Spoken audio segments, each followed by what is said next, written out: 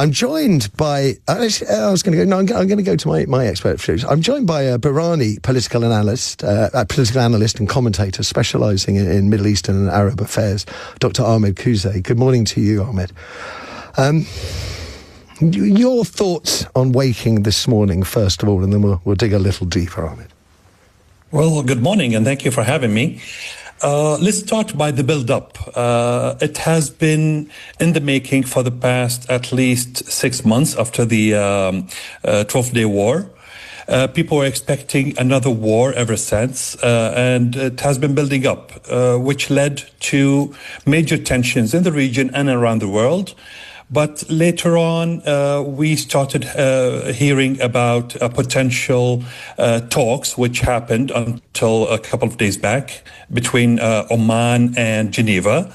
And as of last night, it started escalating since the talks reached nowhere. And players like Oman, for example, were trying to de-escalate, saying that we still need time to calm things down. But I was joining you last night and we started talking about the same thing, which was it will start or it will erupt starting off today morning until the next few days, and it started today. Now, what we have on our hands is basically a series of things. It started with the combat operations beginning earlier this morning.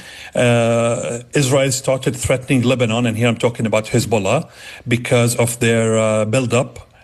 Whenever Iran is pressured, you see their proxies in the region, and that includes the Houthis in Yemen, Hezbollah in Lebanon, you have Al-Hashd al-Shabi in Iraq, and other smaller fractions around the region who always come to Iran's aid through an escalation whenever Iran is threatened. How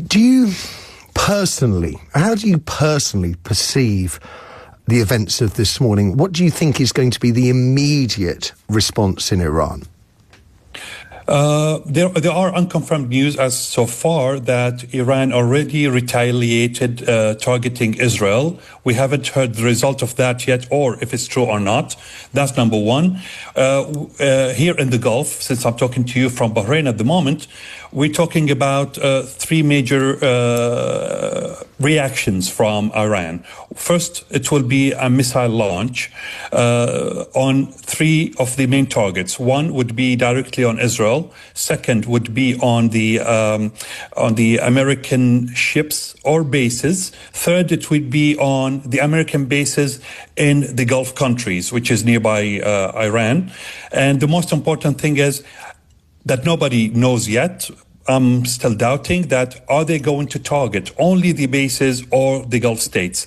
The sirens and basically we started getting notifications on cell phones 5 minutes ago in Bahrain warning us about a potential threat, so everybody should stay at home. So there is a clear sense then in Bahrain of the conflict spreading.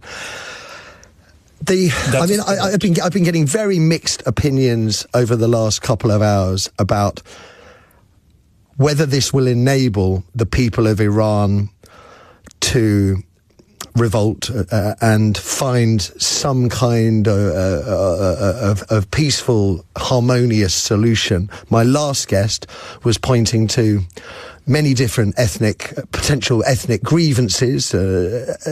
Other guests have talked about years of civil war.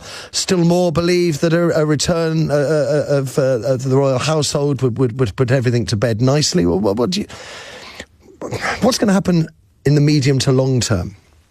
Well, the points you mentioned are vital and important at the moment, because the groups you mentioned before I started talking, starting with the Baluchis, the Azeris, the Ahwazis, the Kurds, and the Lurs, for example, they have been there for a while, and they are not working together, and that's what makes them weak. If we're talking about the Persian fraction in Iran, we're talking about a percentage of between 50 to 60%. And the Persians, even if they are anti-regime in Iran, they never worked with the other fractions. So you see the Arabs, who are the Ahwazis, working in isolation and alone, trying to separate from Iran. Then if we're talking about the Baluchis, who have their ancient land or motherland spread between three countries, between Pakistan, Afghanistan, and Iran, and they want to separate as well. If we're talking about the Persians want the nation intact, but they don't want to work with the other fractions, which make every group weak, and that's a problem. So that's one part of it. The second part of it, the regime in Iran is still strong. They might be a bit weakened on the international level. They're fighting wars. They just finished 6-day wars recently. Their proxies are being weakened, but within Iran, they're still strong. We're talking about a total number of above 600,000 armed personnel, varying between the military, the intelligence, the RGC, and the police. That's not a small number, and they are not yet fully deployed. So the regime is still strong within Iran. The opposition is extremely weakened, and that's their own thing. And the last question you asked was about the royal, which here we're talking about the Pahlavi Jr. And if he's coming back, I'm not sure, since his late father was brought down by the people. The same people normally don't tend to bring back people they brought down. I'm glad you made that final assertion, because that's very much my belief, but some of my previous guests took a very different view. Ahmed Khuzaie, pleasure talking to you. Thank you for giving up your time this Saturday morning. More expert thoughts to come and your calls. First, though, let's go back to Dominic Ellis in the LBC Newsroom for the headlines. The US